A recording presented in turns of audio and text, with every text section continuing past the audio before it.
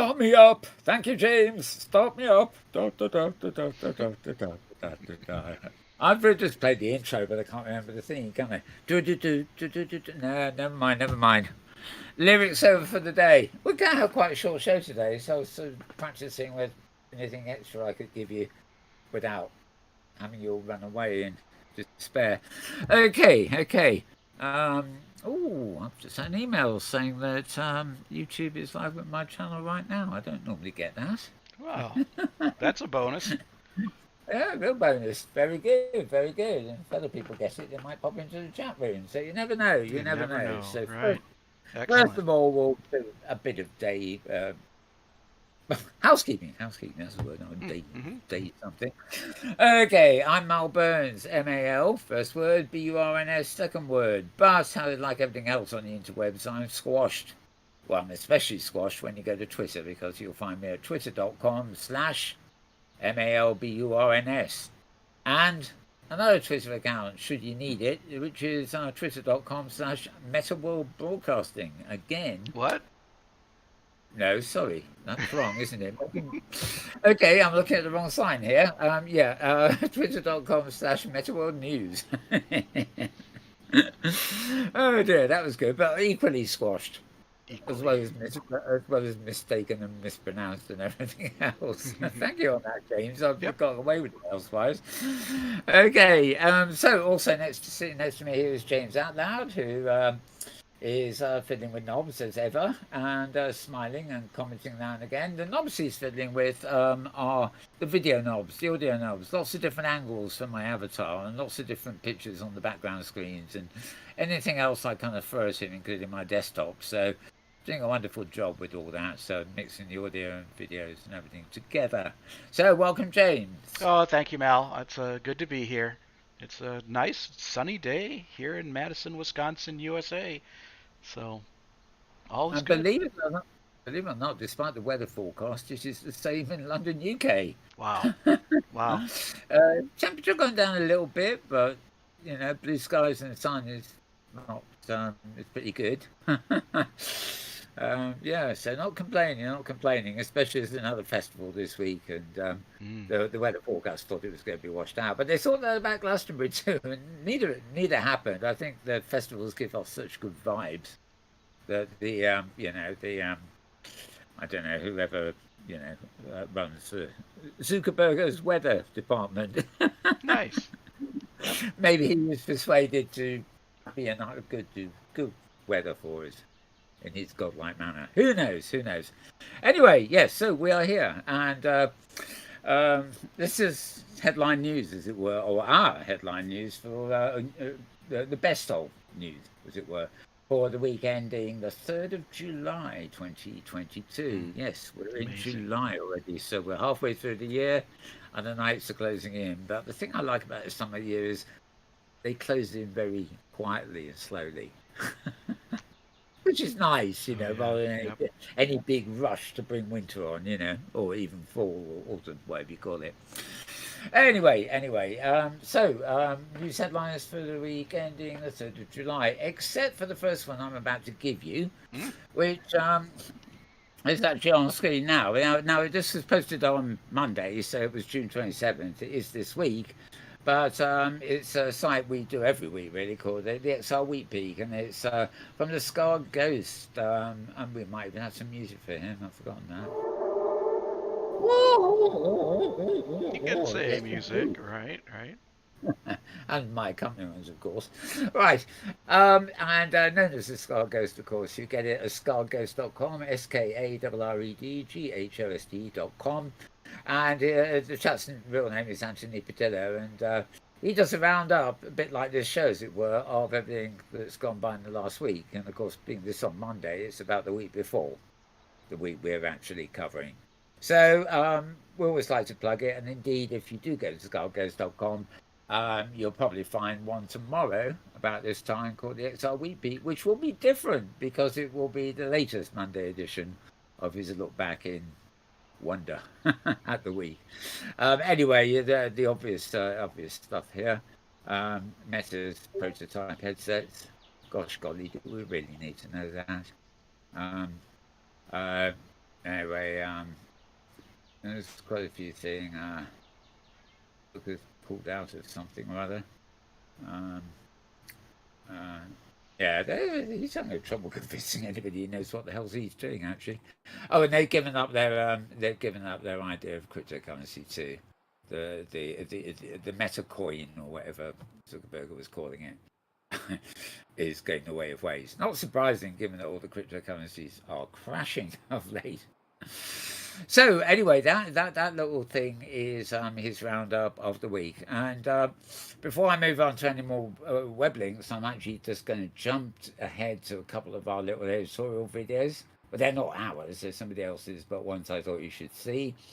And here we go. Yes, indeed.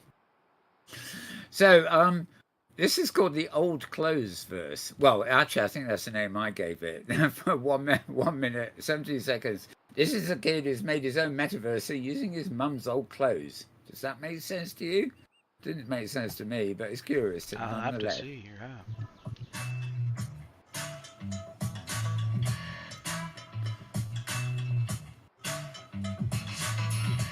الفيرتشوال بيرست ده هو اللي بيخليك انك تحس جوه الفيرتشواليتي وولت ويخليك انك تشعر بكل حركه عن طريق فايبريشن سنسورز والجلوفز ده بيكون ايدك في الفيرتشواليتي وولت.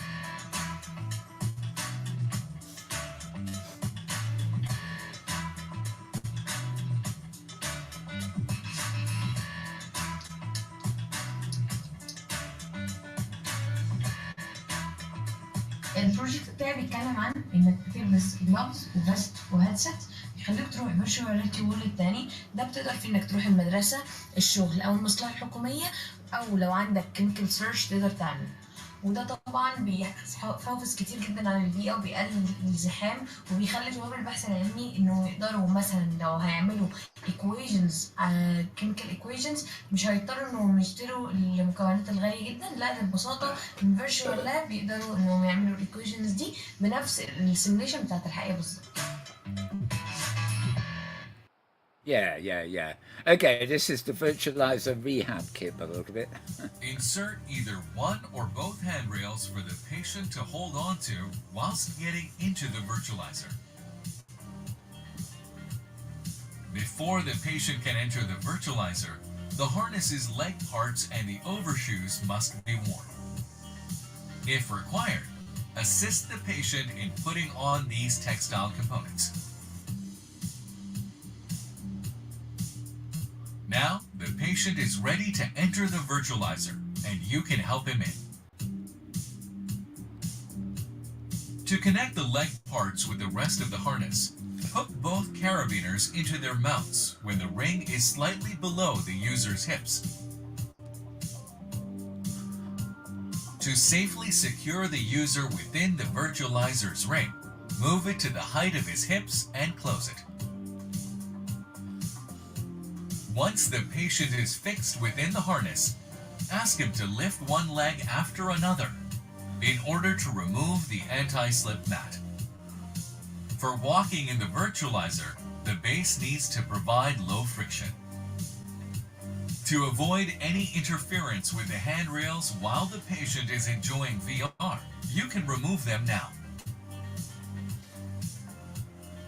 After turning on the Virtualizer Elite 2's baseplate, the patient can start walking. While walking in VR, the user is safely secured in the virtualizer and can't fall. The Virtualizer Rehab module makes entering, exiting, and walking in the virtualizer safe for senior patients, frail users, and mobility-restricted people.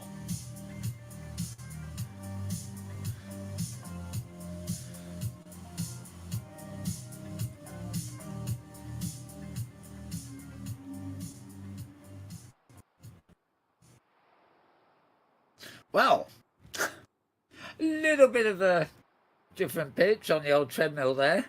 Can't really go wrong with that one. You know, you don't have to worry about getting into walls or anything. You've got a thing around your waist as well as on your shoes to stop you moving. Mm-hmm. I bet you that's expensive. Oh, I like Obviously your. designed for therapy places and hospitals and stuff, but there seems to be no end to the combinations of stuff they come up with. I noticed he had a fairly innocuous helmet on and a pair of rather rudimentary-looking gloves, probably something Meta have coughed up. Rather than actual gloves, for example, which might fit better in a therapeutic situation where you want to move your fingers. But anyway, so that's kind of interesting, is it not? He says. Okay, I'm going to put the videos away for a little bit. I've got a 9-minute odd one to show you a bit later. But I'll pop it up at random somewhere in the program. Because it's actually a Google broadcast, so don't want them coming after me. I'll show you part of it. Okay, so moving down the list here for the websites. The first one of the week for me here was Metaverse. Open for business. Hey, what's that, you may ask? And indeed, what is that? Why am I not getting a... Okay, I bet you this site doesn't have a reader mode. Never mind. Okay, I thought they did because I come to them quite enough. MIT Technology Review, anyway, basically. And this was June 27th was the date of this piece, so it's not at all old or anything. And in partnership with Infosys Cobalt. There's sponsors for everything these days, isn't there? Okay, it's a general article, this, basically. Opportunities start to emerge. Companies are taking their first steps into a brave new world. I never know where people are getting their information from, firstly. I mean, apart from the fact everybody's got to mention the M word, whether they know what it is or not. It's mixed stuff, you know. I read one article this week said sort of the metaverse is here, but the gamers don't want to know, kind of thing, you know, implying that it's here, but the traditional gamers in virtual worlds and games are not interested. But then you get another blog post that says exactly the opposite, you know, it's not here, it's coming, and my God, everybody's so excited, including gamers or whatever. So where these people get their information from, to my mind, is probably Meta, to be honest. The ones that don't go from Meta are probably the most interesting ones to read because they're not propaganda. However, this basically is quite a good look at online world of interactions, and it's gone mainstream as part of Web3. So they haven't fallen straight into the M word, put it that way. It's Web3. There are some funny posts up around at the moment, you know, about sort of Web3 versus the metaverse. And as far as most people are concerned who know about these things, they're both the same thing. The only thing about the M word is that it's misinterpreted by everybody now. Anyway, probably Web3 is better to talk about. Anyway, yeah, this is quite an interesting read. That's much all I can say about that. Coming from MIT, you know it's going to be anyway. So moving on, and we're talking about hologram patients again. Right, this is from Euronews, who are the people who sent the video we actually just watched a minute ago with the thingy on it. I don't think... No, this is not where it came from. Anyway, they're talking about holograms here, mixed reality headsets to help train United Kingdom medical students in a world first. And this is at a site called Euronews.com, EURONEWS.com. I'm not smelling com for you. It's not. This is hard. It's just a extreme waste of time. Euronews.com. Got it? Right. I thought you had. Okay. So it's a short piece here. Not much to tell, but it's basically giving the information about hollow scenarios. Basically, seems to be the phrase they're using here. So again, now something with the medical connection, I guess. Let's get rid of that one. Now this is interesting. Mojo Vision. Yeah. This is another post at the Ghost House Yeah. Oh, finally that. Yoo-hoo! Yeah, very good. Their CEO successfully wore a smart contact lens that they developed in his own eye, basically, for a considerable amount of time. Oh no, well, maybe not. Actually used it for around 1 hour, which, I mean, contact lenses themselves can be worn all day. It's best to take them out at night, and some people who wear them prefer to change to reading glasses and stuff at other times of day. But generally, they're not meant to be limited for an hour. You're meant to be able to spend a whole working day with them on if you go out to work or whatever. People may not even recognise you, as if you turned up in glasses, nobody would recognise you, something like that. But I mean, 1 hour is a good a test run, I guess. Apparently, it's fully functional, so they're now considering ways to go from here. I've seen that picture before. This is I think this was their original image. As you can see, they're very small, but contact lenses are. How I presume they just go in and out like normal contact lenses. I had a girlfriend once who wore contact lenses, and I was the one who always had to crawl around on the floor trying to find them when they dropped out. So I've always been slightly apprehensive about the fate of contact lenses if you're not fully in control of them. But then again, reading glasses slip off my nose too, because I've got a funny shaped nose. So what can you do? I don't know. Anyway, Mojo Vision, as Scargo says, is their company he loves to talk about in their blog, and he will talk about them indeed. That's what a close-up of the contact lens looks like. I guess there is some degree of non-transparency around the edges, but I guess where the retina and stuff of the eye is, there's no actually obstacles. The obstacles is microcircuitry around the edge here. It does look bigger than I would have thought. I mean, bearing in mind the way a contact lens fits, it looks to me like quite a bit is obstructed. But there again, I'm not sure. He says, notice how many small circuits must fit in such a small device. Well, very true, but they really do have to be literally invisible. I would have thought the future of something like this would be a kind of mesh. I don't know where you,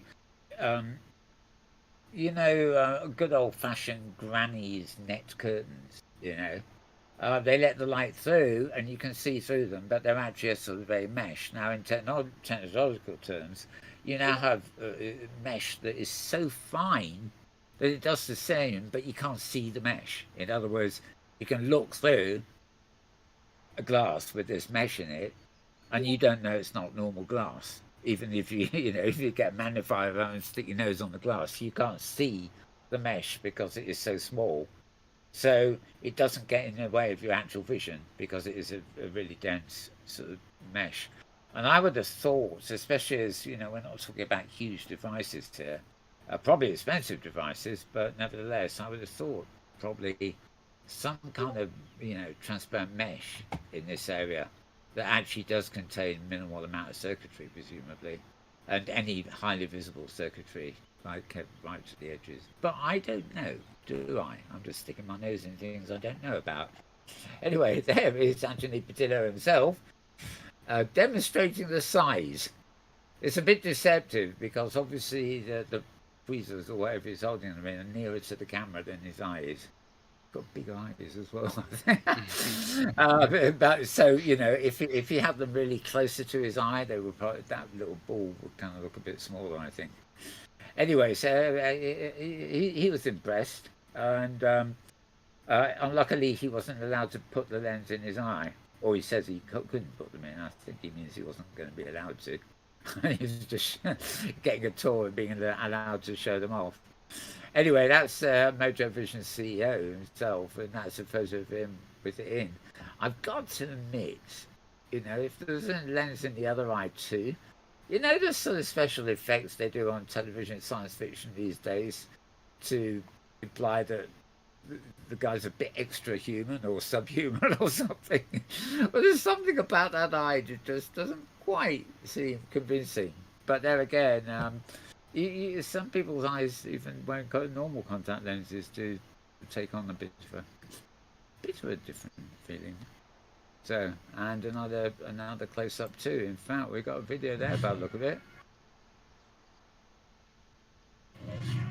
Today we put the Mojo lens on my eye, tested it, and it worked. It is a historic moment for Mojo. We wore the first feature-complete prototype of our Mojo lens on eye, and so a lot has happened from a technology perspective, and from an engineering and development perspective and a clinical perspective to bring it all together into this one product. We actually wore on eye a contact lens that represents a prototype of product, something that has all the features in it that we think is important for product, from the display to the motion tracking and so on. If you take kind of our display technology, I mean, we are kind of way ahead of everybody else. We can say the same thing about the wireless radio. We can say the same thing about eye tracking. These are individual pieces of technology that is very unique to us. I think what I'm most proud of in this achievement is that we've demonstrated a whole new user interface, a whole new way of controlling content and getting access to information by just using your eyes. Being able to use your eyes to lock in on content and to scan text and to see graphics floating in space in front of you.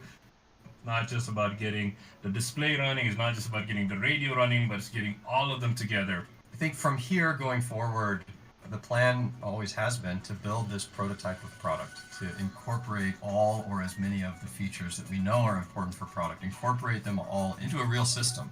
Today's milestone is just the first step in many to prove the potential of Mojo Lens, the things that it's going to be able to do for people, whether it's giving them the right information at the right time, or eventually being able to show them information about themselves and their physical and mental health. We like to say that seeing is believing, because there's a lot of people that just need to see it with their own eyes. Yeah, this is science fiction. We can just show you. Okay, well, a bit of a clearer view there. It's a real shame I can't try and find some kind of widget that would allow me to scale up these videos on web pages while we're watching them. Instead of such a small window like that. But nevertheless, that's sort of, as they say, it is science fiction because it's not yet ready or something. Anyway, good luck to Mojo there. Moving on. Yeah, I always thought that was a Google product. I remember Google talking about that for a long time, so it's interesting that another laboratory has picked it up.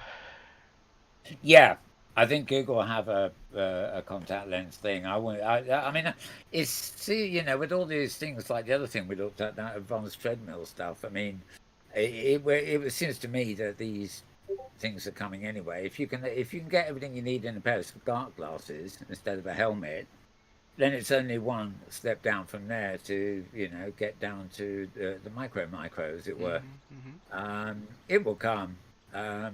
It's just a matter of when. And it may not even be a matter of who does it first, because, I can see with that kind of thing, you might have contact lenses that are designed principally for virtual reality, whereas others designed principally for augmented reality. And because of the small form factor of a contact lens, it may initially not be possible to put both functions into the same lens, although maybe, even some of the smart glasses are going that way. They're either AR or they're VR. And, apart from the one I've been running down the high street trying to look for the last couple of weeks, I forgot its name already. But, there are obviously some people working on ones that adjust to both. And I try and avoid the rumour mill, but it's getting pretty clear that Apple are getting close to releasing something. It's just nobody knows what. But Tim Cook is bouncing up and down. And the rumour is that there'll be one augmented reality thing, and there'll be a one augmented and VR reality thing at a later date. But everybody says, oh, well, it would be smart glasses or eyeglasses or whatever, Nobody will know until they release it, but they are talking about sort of a January release date for something. So I would imagine, knowing Apple, they'll wait to maybe September or October and then have a big reveal of what it's going to be. Yeah. with prototypes or whatever. So maybe by the end of year season, when everybody's buying presents, they'll be able to buy an Apple thing if it's even remotely affordable, of course. Anyway, let's move on from that one. So that was Mojo Vision. Moving down to arm.com, arm.com. And ARM is basically, they've come up with an Immortalist graphic processing unit to supercharge Android's gaming experience. New levels of peak, efficient performance, blah, blah, blah. And I guess this is just tied to I'm not entirely sure about this. I presume this is tied to the ARM processors that are used in many devices. Total Compute Solutions. Yeah, it says everything's coming from ARM. I'm just presuming it's the same ARM, to be honest. It's quite interesting anyway because it's it's a GPU with advanced performance. And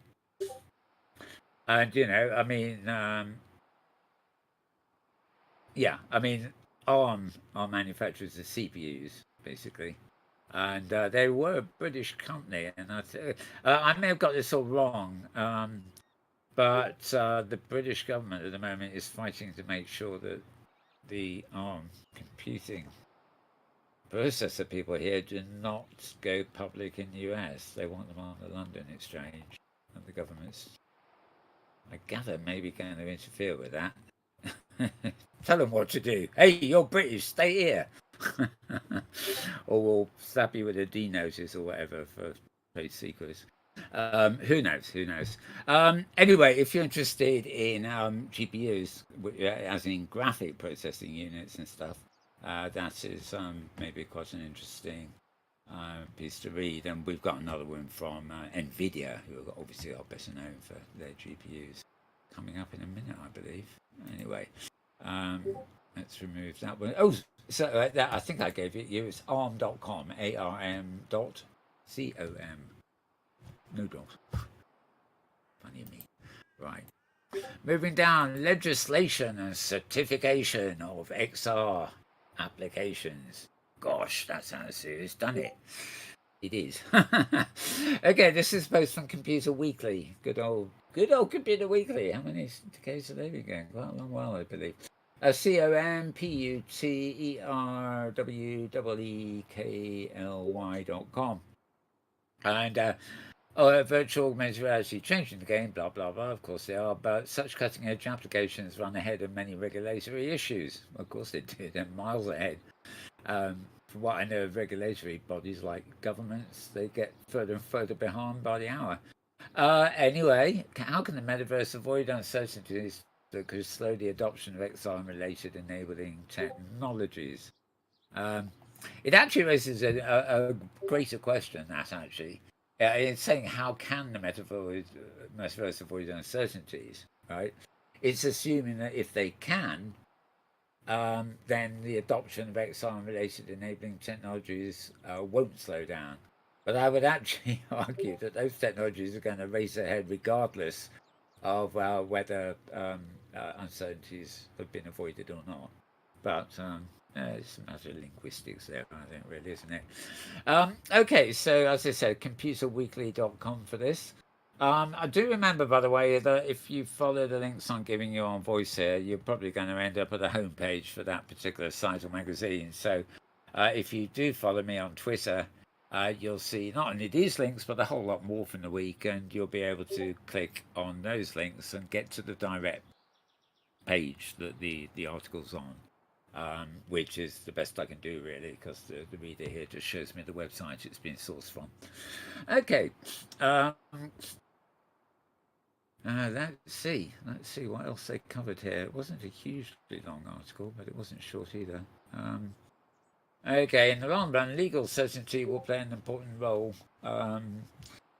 driving technologies across industries and deep into a wide range of applications. And clearly they look at some of the things that might be relevant here.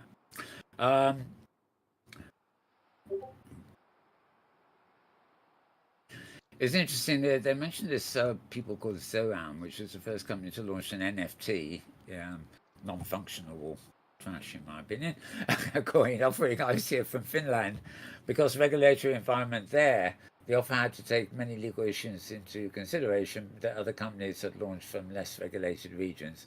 Um, Interesting. So, the geographic application of these things is obviously important too, as to what legislation exists in which countries. Um, but as we know, NFTs may be reaching the end of their lifespan, so to speak. Although clearly a lot of people seem to have made money on them so far. Though whether the price of what they own will remain, or whether it will become kind of like just any virtual coin. But once the platform that hosts the coin disappears, the whole deal is worthless. Who knows? Who knows? Okay, Zone also actually highlighted efforts by Nokia in Second Life that were enabling ownership, etc. So there's a big connection with our worlds that are already around, so to speak. So computerweekly.com for that one. And moving down again, we're talking about interfaces and AR glasses in particular here. This is at Digital Trends. How AR glasses are going from niche gadget to smartphone replacement. This is a common thread to some of the tech blogs actually. I'm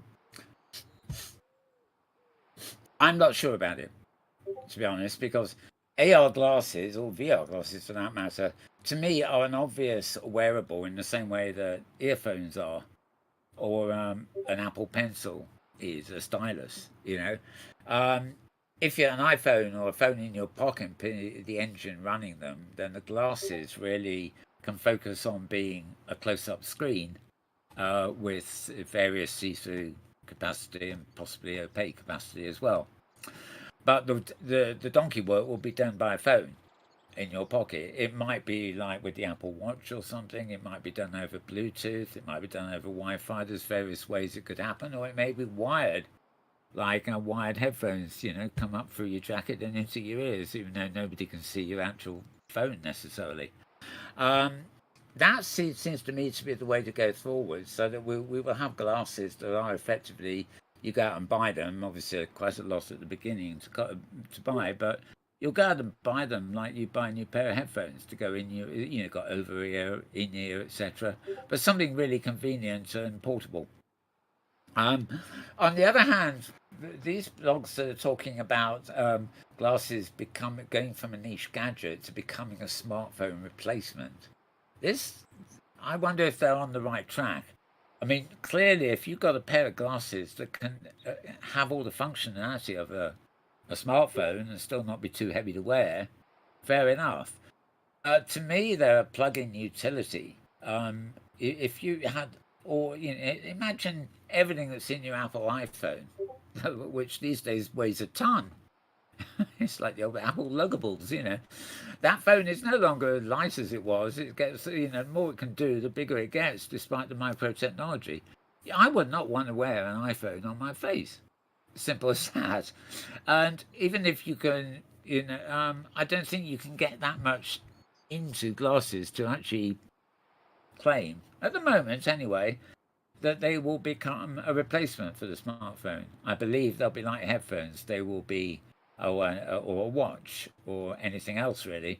There'll be add-ons that you can use with your phone. And for all if they plug in, if they've got a USB-C port or whatever this new standard's going to be, you may be able to plug them into a desktop, plug them into an iPad, plug them into an iPhone. They become your portable full-screen life-size monitor, your personal IMAX theatre with a few added additions like the C2 AR. Who knows? But the theme here is, a lot of people seem to think that the glasses are going to replace the smartphone, and I'm really not sure that's going to be. We don't know the future, but I don't somehow think it will. Even the lady in the photograph clearly needs something to go with her glasses to make them work. I don't see any cables, but got Bluetooth, who knows?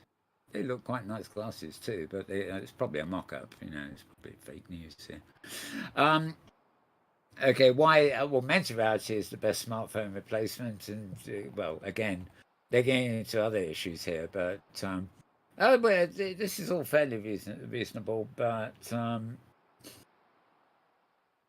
again, I just don't think the glasses will replace the full hardware. They'll work with the hardware. Talking about Google Lens, it's a different thing here actually, but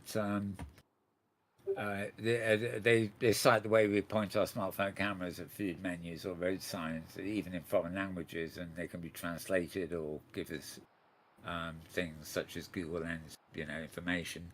And yeah, sure, those simple apps could be in a pair of glasses without any other hardware, but you can't replace everything that a smartphone is these days. It's not really a smartphone. It's a I saw it referenced with a name the other day, and I've forgotten it. It wasn't a pad. That would be too big. They had a new name for the smartphone, and it didn't say phone, and it didn't. I don't think it even used the word smart. It was just like somebody had come up with a new name for it.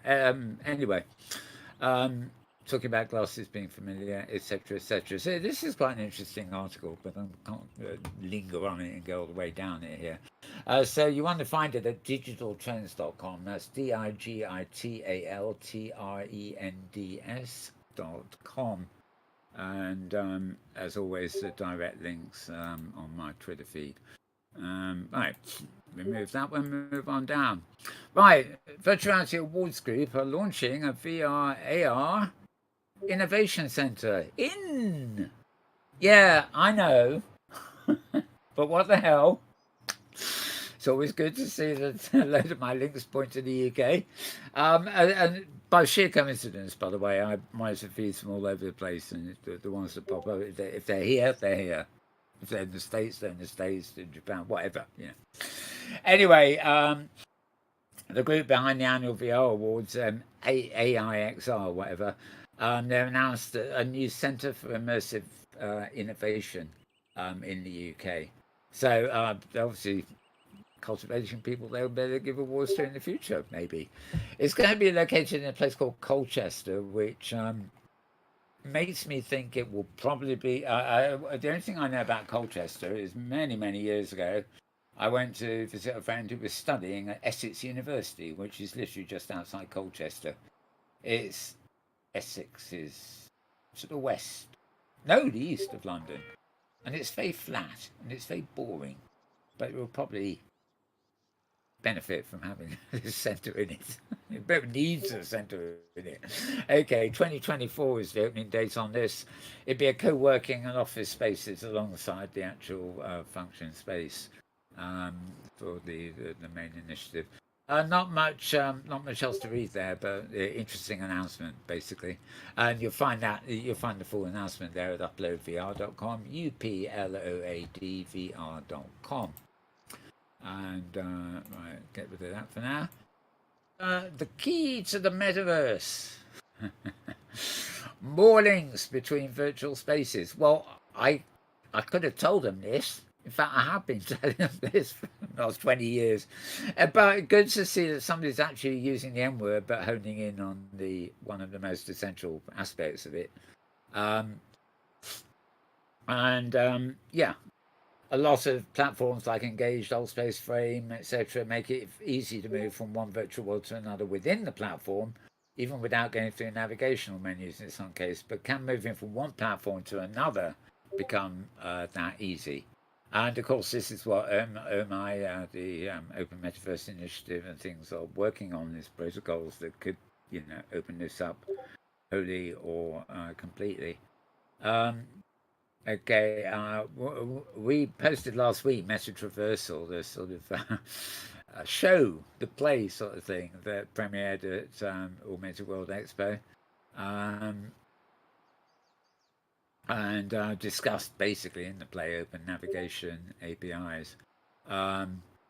Seemed like a new idea, but thinking about it, I've seen it before, and of course they go into a load of stuff here really. Immerse space, that's immersive web, etc. talk about the new one, or so-called new one, Croquet. What I find is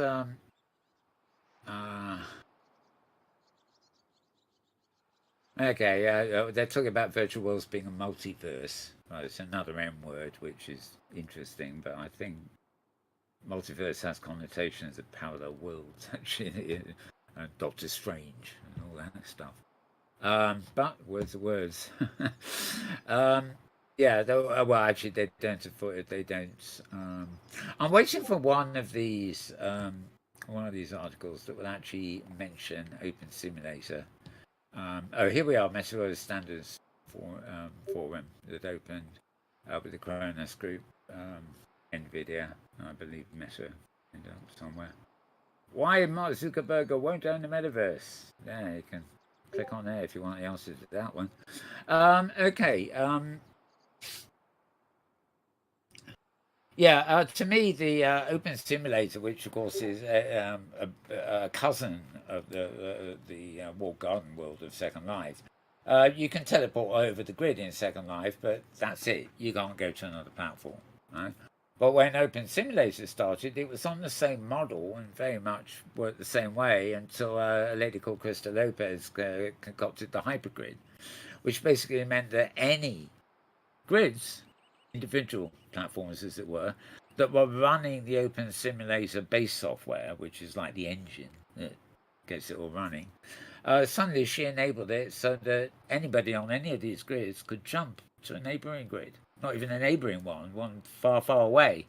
So long as the system had the coordinates, it could jump out of one server complex and into another, something that Second Life never allowed.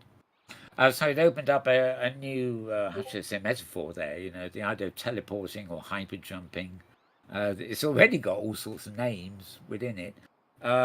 It's a great template, and I'd like to see more discussion on some of these blogs. The research community and the open source initiative, they know all about it. But on some of these blogs, the first people are reading about the stuff, I'd like to see more coverage of that. Because it's not a solution, because that would mean every virtual world on the planet used OpenSim software as its platform. But it is a good template, it's a good reference to show that commonality. You can have thousands of grids, and just by simply having a commonality in the engine behind them, they can interconnect, and you can jump between them, talk within them, send things between them. It's doesn't always work as well as it should, but it sure as hell there's no other platform out there that works like that yet. So we'll see. So I really wish OpenSim got a bit more coverage in some of these type of posts. Anyway, before I go, I will tell you where that is, because I didn't. This is at arpost.co, arpost.co. And right, moving on down the list. Here we go again. The Mail Online is the Daily Mail Online here in the UK. And an internet pioneer has warned that Mark Zuckerberg could use the metaverse to brainwash whole populations. Trouble is, they're right. Okay, nothing is random. The trouble is, they're too late. Yeah, you can see it that way, especially in a newspaper like this. I mean, if it's been covered in these daily tabloids. It's not just Zuckerberg, and it's not the deed is done, right? Yeah. One would have to. Well, yeah. Fixing it would take a lot of radical action, and as you say, it wouldn't just be a matter of stopping Facebook. Algorithms have a lot to do with it, of course, because the stuff that's happening is really out of human hands. Sure, humans have created the platform, they've also written the algorithms, but they can't kind of deconstruct the algorithms and the AIs and things like this that are running away. I don't know much about Brian Schuster. I've heard of him, And it says here he's got 17 years experience in the metaverse, and he was the one who created Utherverse. And Utherverse has been going nearly as long as Second Life, certainly as long as OpenSim. However, I think this is interesting because she spoke with the newspaper here about how people can misuse the metaverse for their own benefit. Now, arguably, he might know a lot about this because Utherverse was basically a virtual world for sex. You logged in, like you log in Second Life, you'd have to pay to, not log in, but you'd have to pay to go through a door into, a particular type of club or whatever. And there's a lot to choose from. And I think he even came into Second Life once and did an interview with Bear Sellers on the Metanomic show. So they have been around quite a while.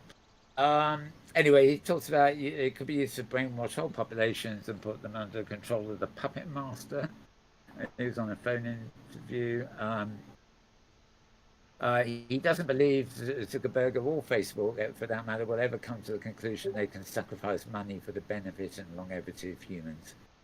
The money comes from when people are happy or angry. You choose and which path you want to go down. Almost sounds like a virtual world already. Right, you can go left or right. That's bad, that's good. But it doesn't matter because they're both fun. As if they are. Anyway, so we've seen the path Facebook has chosen, and they will choose the same path when it comes to the metaverse, etc., etc. Interesting way of looking at this. He does point out that Zuckerberg is a bit behind the times because his avatars only have torsos, head, and arms. And that precludes all kinds of activities. Well, there again, Utherverse will allow you to engage in under the waist activities should you wish.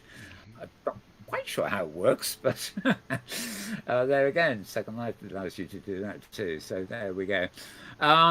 Okay. Not only is he worried about the brainwashing, but he says in the wrong hands, he notes it could create whole generations of isolated people. Citing the lack of torso as the kind of thing that actually, without a torso, you're prevented of having any real interaction, as an example. But if that was to persist, then you could go for a long time missing elements of interaction. And we look at OpenSim here and Second Life and platforms like that. We call them immersive because even on a 2D screen, forget your helmet world, you interact with people. You've got arms, legs. You can do all sorts of things. You can't feel, although there are technologies coming along that may help with that. But you can. The whole idea is the platform's built to allow you to interact in any way you can imagine. Even the platform involves a simulation, so the interaction is a simulation too. But the magic is in the complexity and the amount of immersion that you can engage with. So he does have a point here. If you have Zuckerberg avatars that maybe they will get legs and feet and stuff, but they won't get any sex organs because that's rude. They're prudish. Facebook and governments will always be one step behind here. Once it's in mass adoption, they'll say, no, you can't do that anymore. I'm not even going to go to the other issue, which is rather similar. Of something that's everybody's been doing for 50 years, and now you're told you can't do it anymore. What the hell's going on there? Anyway, that is a whole different matter. Okay, as I said, dailymail.co.uk for this one. So DAILYmail.co.uk. And yeah. And finally, hang on, technology. Oh, that was the first one. I forgot to remove it. Okay. Okay, finally, Forbes.com, Forbes. This is the weekly roundup at Forbes, a written roundup, I should say. Although actually they have a little widget on the site that allows you to hear it as audio. It does an audio read of the blog. But this isn't actually a podcast. This is the actual Forbes roundup that Charlie Fink does every week. And yeah, we can find it easy enough, I think, on their homepage. But it's forbes.com. But the direct page is on my Twitter feed, of course, like everything else here. Talking about a wave of layoffs. Niantic cancelling projects amidst layoffs. Although Niantic, now that's supposed to haven't got up here this week, but Niantic, of course, they made Pokemon, didn't they? And they've actually launched. No, it's not NBA All World. It's a new platform which is literally everything. You'll actually have it on your phones and stuff, and when you move around, you can make markers on the real planet. And it basically, there seems to be, the idea is you basically create mirror locations, and the extent to which what you can do in terms of augmenting the real world, I think is, well, it's all down to markers, but if you can imagine a planet with Pokemon-like markers on every square foot of land, then you can take it from there. Jumping into virtual worlds from your browser. That's a nice view for a browser world, isn't it? That's Mona World Neon City. And is that in spatial? Well, spatial seems to be quite a lot on the graphics front. Okay, there's a lot to read here. So, on top of this show, basically, do check this out at Forbes.com, the Week in XR, and you tend to he tends to cover, Charlie Fink, the sort of things that I don't particularly cover, much more broader range of tech, and a slightly lesser range of vision. I'll put it that way. That's where we differ. Okay. So that's the last of my web links, and I'm going to remove that. And before we're going to go back to, I'm going to go zoom back into an offline video to show you now. It's going to be 9 minutes. Believe it or not, if we had a show following, we've now reached our limit. But because we haven't got a show following, I'm going to show you this one and then go into the Mastodon feed. So we'll probably have a 90-minute show here in the end after all that. Right, opening the... I've moved all my icons around here for convenience, but it's not convenient if you forget where you put them. Here we go. Right, this is about the Open Metaverse Open Standards Group, right, which appeared about a week ago. And a group I'm involved with, OMI, Open Metaverse Initiative, are in touch with them. And actually, we're in touch with Kronos very deeply anyway. And Kronos are a major player with the Metaverse Open Standards Group. But anyway, this is a program it's obviously come from American TV or American webcast. I don't know. It's called Google News or something. But they discuss it all, and I thought it was well worth having a look at this one. Like hackathons. This is Twit. Microsoft, Meta, and others are founding a Metaverse Open Standards Group. Apple and Google, notably, not yet members. They will focus on pragmatic, action-based actions like hackathons. You couldn't even get through it. Like hackathons. Wow. Now you're talking. And prototyping tools for supporting common standards. They also want to develop a consistent terminology for the metaverse. Well, who wants to trademark it? Right. Yeah. Worldwide Web Consortium is involved. I don't know, though. It doesn't sound like a standards body kind of thing if you're saying, well, we just have to agree on the words. It's not like you're saying, let's be interoperable, which is really what I would expect. You don't want to be, you're going to join a metaverse, but you got to decide which one. Is it Meta's? Is it Apple's? Is it Google's? Is it Microsoft? Whose metaverse you're going to be in? Because that's what I thought. It's messaging all over again, right? Where you've got these silos, but it doesn't look like that's what they're going to be working on. You might be excited about this. Also joining NVIDIA, Qualcomm, the makers of the chips, the hardware, Sony, Unity, the software used widely by Metaverse creations, and Lamina One, which is a blockchain payments startup co-founded by Neil Stephenson. Oh, yeah. Yay. Just not having read about it. This will be waiting forever and ever to get the conclusion. I'm a little disappointed in Neil, I have to say. It'll take months to clear a transaction. Well, the good news is no transactions will ever finish, so you never know. Snow Crash author Neil Stephenson, and by the way, Termination Shock author Neil Stephenson, is building a free metaverse called Lamina One. He actually was, I think he's one of the main reasons all these people want to make a metaverse, because Snow Crash described such an incredibly interesting metaverse. He was really the very first to do it, I think, and a lot of people were inspired by that. That's great. Yeah, he certainly in Cryptonomicon he talks about cryptography, so it's not surprising that he might be interested in cryptography.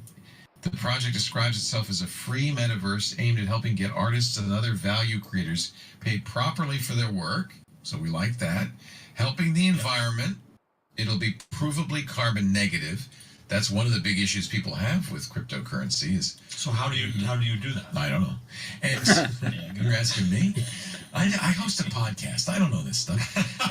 And seeing a truly open metaverse gets built. And see, this is exactly what I was talking about.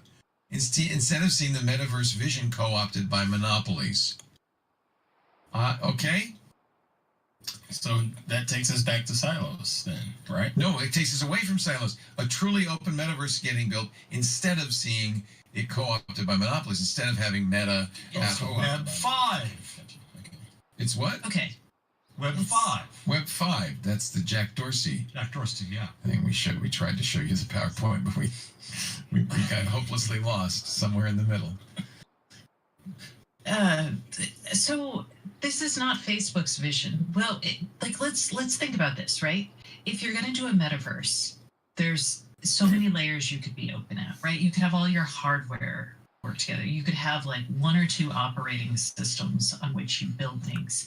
Do you want to have the same vector kind of models for things so you could interchange like art from that would be good place to another, right? So that's us. But then if you think about that, they don't want where that. do you make money? Right. So I mean, in somewheres, we used to like build all the way up, and it was super cool right on the web. And then we got kind of too aggressive and built too far down, and then we had no interoperability. So I think we'll probably move a little bit kind of in the middle here, and maybe that's what this will be. But I have my doubts. I think everyone just joined it for publicity. The other thing that Lamina One, Stevenson's thing is saying is not merely as a kind of a standard format for stuff. By the way, those formats exist. There's, Apple's USDZ, which is an open format. There are a lot of formats for 3D objects, so that's not so hard. But payments, there can't be a Meta buck and a Google buck and a Microsoft buck. There should be one common payment platform, and that's why he's saying you need blockchain, because there needs to be one decentralized way of accounting. So that you don't need a decentralized payment platform for the metaverse. The credit card processor works just fine. Well, that's what Cory Doctorow said, isn't it? When he was on Twitter, he said, "We're solving all these things we already have solutions for that are perfectly sane and sensible and work." Anyway, you can, if you're interested in Lamina One, you can join their Discord. Every time you say that, I think you're saying humana. Humana One. Hey, why don't you and I start a cryptocurrency called Humana? Yeah. It's going to the moon. To the moon. All right, I'm going to join Lamina One because why not? There's only 3,000 members, so this is you can add it to your Mastodon. You're getting in early. I'll add it to my Mastodon. Let's see. So anyway, that, I don't know. We'll have to watch and see what this, Metaverse Open Standards group is up to. The W3C is involved, which is a good sign. The World Wide Web Consortium. Okay. So to Stacy's point, if I buy my designer clothes on the Facebook metaverse, Can you wear them can I wear them in the on Microsoft metaverse? Good question. Right now, If it's a no one standard, knows, right? because it's all Because now made up. Well, Facebook no, is going to so let you that's what buy people designer think. clothes. Right. People think that's a standard, right? But you would have to standardize on so many different, like that's all the way up at the application layer. Right. Yeah. Like even beyond the normal application. So like part of this that gets so, it's like marketing BS is like, oh, we'll create a standard, and they may. But the tech standard and the consumer understanding of a standard are very different. And Also, frustratingly so. yeah, oh yeah, the standard, especially as like somebody like the World Wide Web Consortium, W3C, who sets the standards for HTML5 and all sorts of web standards that we all use. I mean, that's a very complicated technical thing. You want everybody, you want all the stakeholders involved in the conversation. It's not clear to me that this is exactly what they're trying to do. By the way, Apple's not a member, as I mentioned. Google's not a member. Niantic, I mean, which is doing, probably the most aggressive right now, AR stuff, Pokemon Go. And Roblox, the other one that's huge. None of them are members. Maybe they'll You join need later. Unicode fashion. Unicode luxury that's fashion. what you need. Exactly. For the metaverse. Exactly. IKEA You have a is part story of in it. here that you can buy now designer fake clothes. This is consumerism gone to its extreme. Well, are they fake if Balenciaga says they're not? Yeah.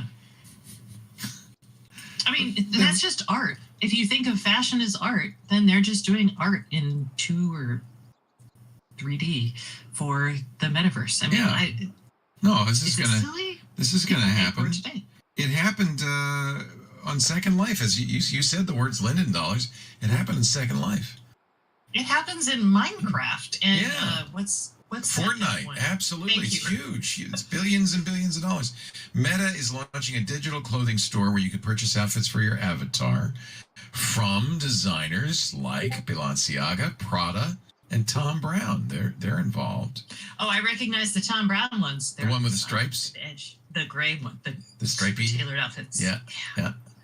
That's Tom Brown for sure. That looks like somebody who got fired from United Airlines. And it does look like a stewardess outfit. Tom Brown's clothes are amazing. Do not mess with it. Okay. How do you feel about Balenciaga? I don't like Balenciaga. No. And then the middle one is Prada.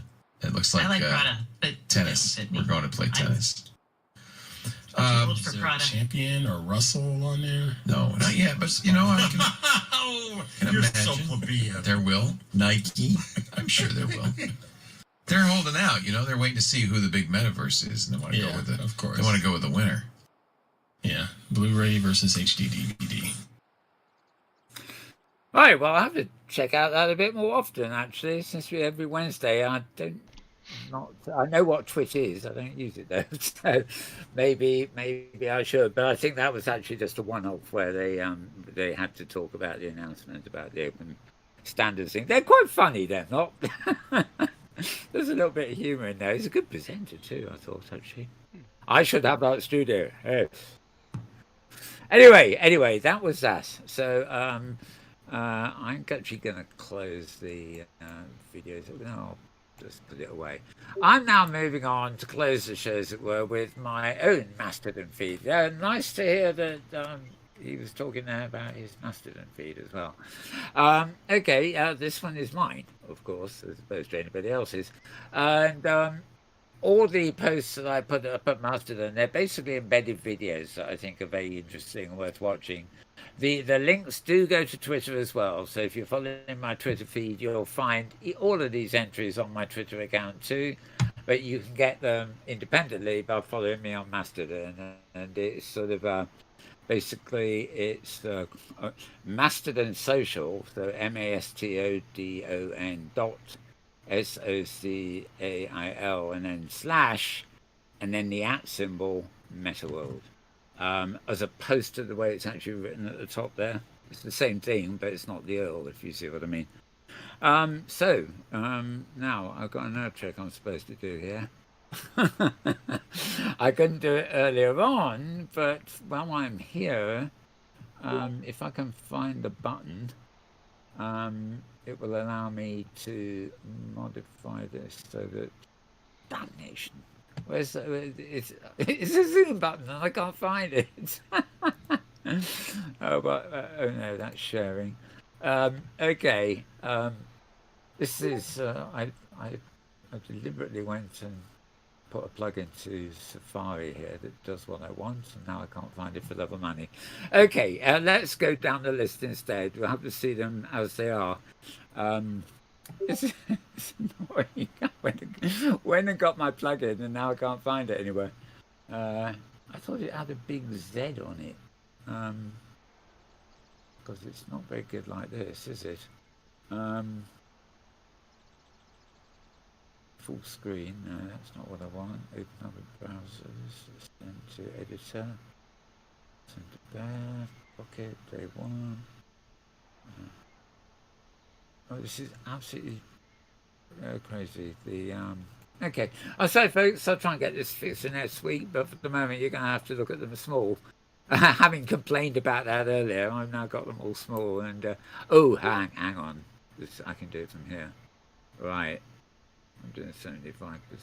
Let's see what I can do at 200%. Oh, 200%, please. It's not having it, is it? Okay. Well, anyway, this week in XR podcast, this is Charlie Fink's video weekly piece.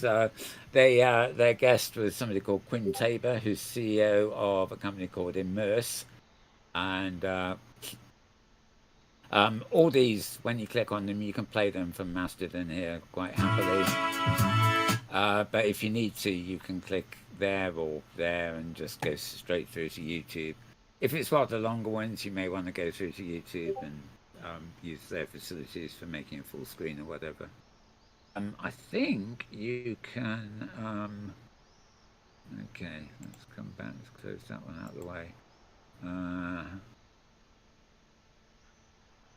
Okay, no, unbelievable. You can't actually. Right. I can go full screen here, but that actually is full screen for the whole platform you're on. So that's not very ideal. But for you at home, that is one way of doing it. Anyway, this week in XR, Charlie Fink and Tetra Lewitz talking with Gwyn Tabor in there too. Okay, first of the fairly offbeat ones from a couple of days ago. This is a lady, a filmmaker called Mary Matheson. She's talking about storytelling in VR and the importance of 360 degree movies. And if I'm right, I think the interviewer is none other than Scar Ghost. Yes. So, hello everyone from Tony the Scar Ghost. I'm very honored to be here today with Mary Matheson. Hello. That's the way he introduces it. Oh, actually, hear the Scar Ghost. Right. At least we got this week's a few days late, but you know this one, James, of course, don't you? It's the VR download. Oh yeah. Yep. Did you watch this one? I did. It was kind of covered a lot of typical things. You know, spent quite a bit of time with Apple speculation. You know, there's an application on the Quest called SideQuest, which was you had to kind of manually load in apps that people, you know, had not gotten authorized from the Meta marketplace, and now that can be run within Quest, which is that's actually quite nice. That you can load these apps from within the system instead of going back to your PC to load them. Well, that's one way of not paying Zuckerberg. Is what does he want? 60% commission on sales? Yep. And then they did a good session about you know, just trying to speculate why Google or Apple aren't in the VR space yet. And so, but they at the same time, you know, tracking the rumors on Apple very closely. Sure. Yep. Right. Okay. Well, I don't know whether I dug up the one from the previous week. I know it was missing last week, but anyway, you can click it here or move through to YouTube. Going to YouTube is very easy with all these things, really. It's sometimes you'll find one here that is not YouTube, but that's okay too. Right, this is another one that was it YouTube, but it's not the. This is Twit. Oh, yep, you can get it here too. I posted it and embed here too. Okay, the theatre thing, Metaverse 5 days ago. That's also now been posted on YouTube. It was actually on stage at the AWE conference, and our friend Ivo Henning was sort of a bit part of the procedure there. And it starts off with a heavy stage introduction, then they move to the actual performance thing. See a few familiar faces in that. And then finally, well, this is June 25th, so okay, I think we would have had that one last week, so actually that's all there is. I don't know why, I thought there was a lot more videos posted this week. Oh, I know one. Oh yeah, Between Realities, I almost missed that, I don't know why. Yeah, they've got a new one out this week with somebody called Sly Lee of Emerge. And yeah, well, that takes care of that. Hopefully, by next week, I'll be able to show this page and actually zoom in so that each video is like, you know, full frame, as it were, not full screen. But we will see. We will see. Not everything works out properly that way. So, at least it looks better when it's small, actually, in some ways. Okay. So, yeah, I think we're. Oh, wait a second. Auto resize videos. I think I put a new toy in there. Let me just see. Oh.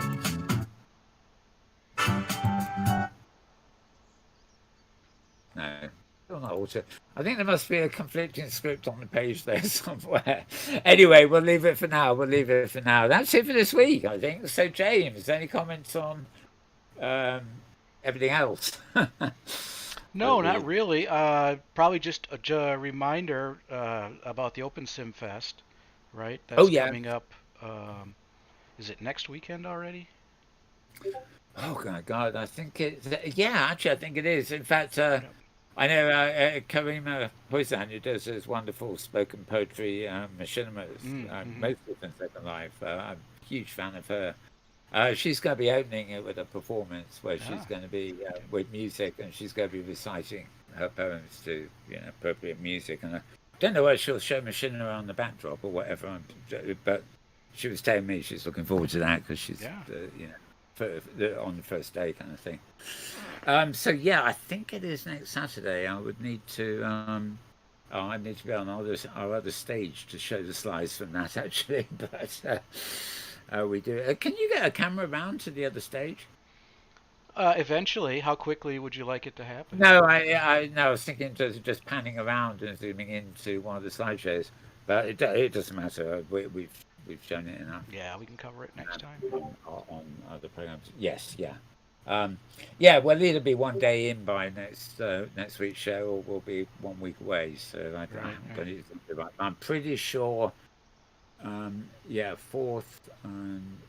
Yeah, I think it was near the end. I always thought it's near the end of July, but I've really got to check on that actually. In fact, the only thing I can do, forgive me, viewers.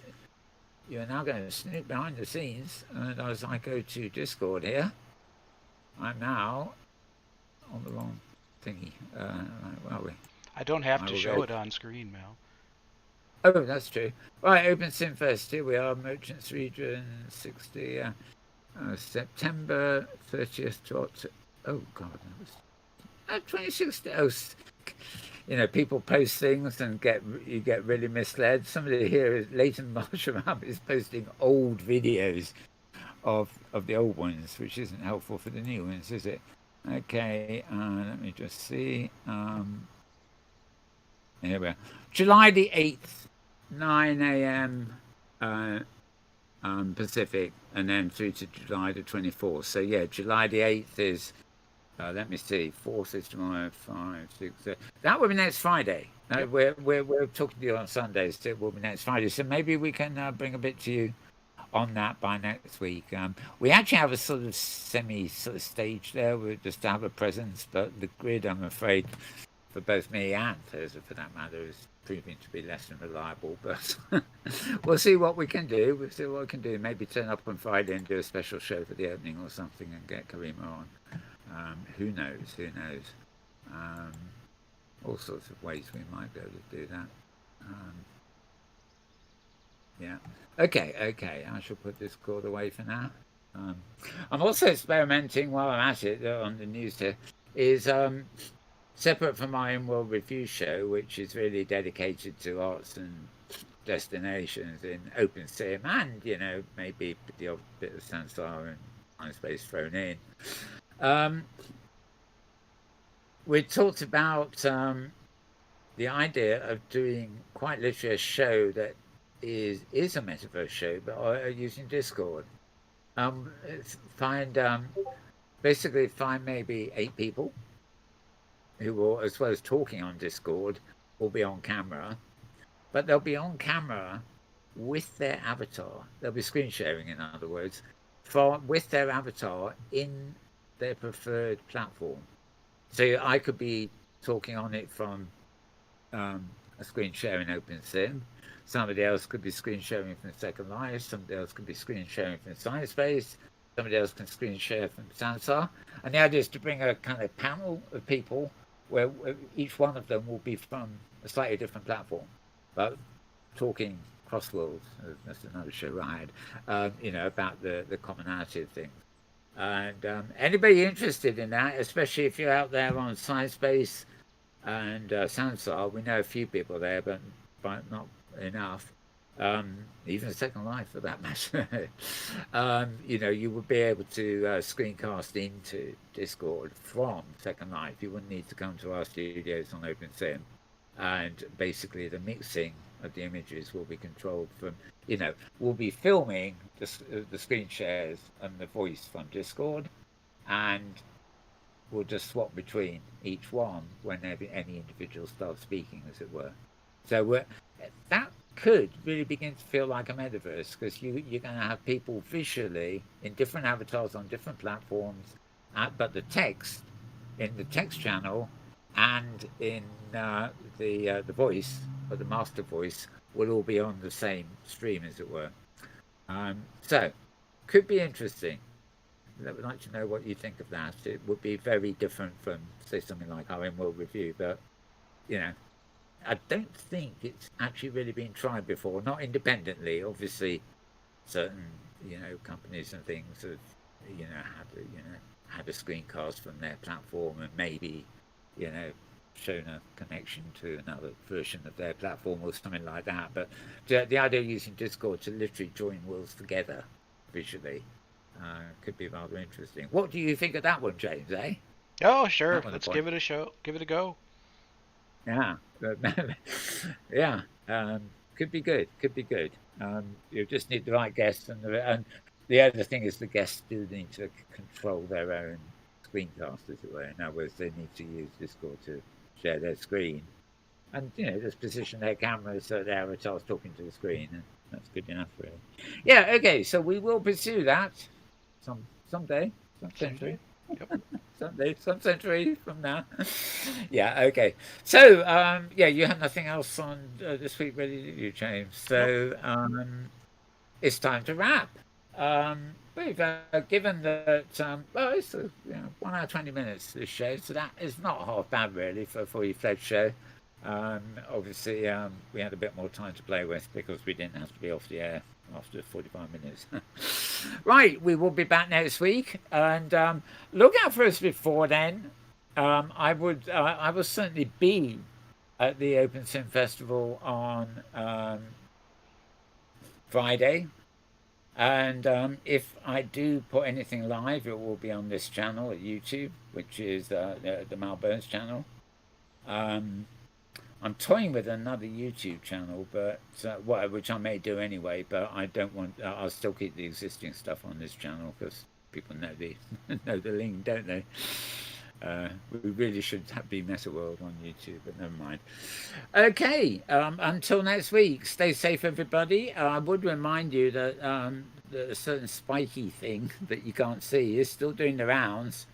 2 new versions of it, on top of which you've got monkeypox and something else too.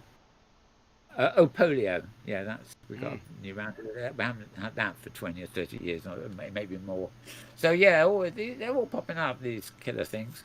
And so be very careful of them. Bear in mind that here in the UK, you no longer see much reporting on the news about numbers or anything, but I think 1 in 16 people, 1 in 16 people in Britain had coronavirus in the week ending last week. Rising phenomenally. It's almost doubling in the course of a week. And they're getting worried now because we've just had things like Glastonbury and all these festivals. They're obviously getting very high infection rates from transmissions at these festivals, and it's actually getting out of hand now. They're having to make plans for the 5th booster jabs and stuff. So it may look normal, and you may hear the politicians saying carry on as normal, but believe me, it ain't. So with that wonderful keep calm thought, and carry on. Keep calm, carry on, and what's it? Yes, stay safe, stay fit, stay safe, stay happy, and stay in world. There is your answer. As much as you can, and we will be doing the same. But other than that, we'll be back next week and possibly on Friday as well. So have a good week all.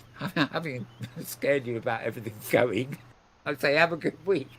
I will wish you a very good morning, a very good afternoon, a very good evening, and indeed a good tomorrow if it ever comes. Wherever and whenever you are. Bye for now.